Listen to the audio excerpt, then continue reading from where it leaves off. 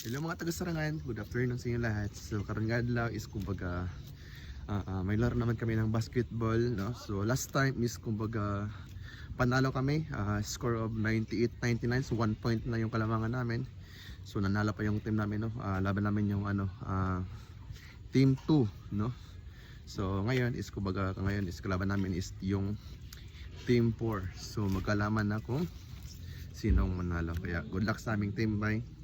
Salamat po sa lahat po na nagasuporta sa vlog ko, no, Batang Sarangan. Thank you so much and don't forget like and share po sa akong videos. Thank you.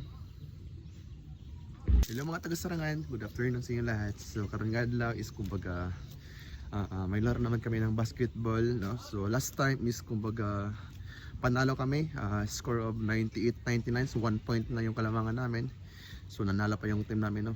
Laban namin yung team 2, no?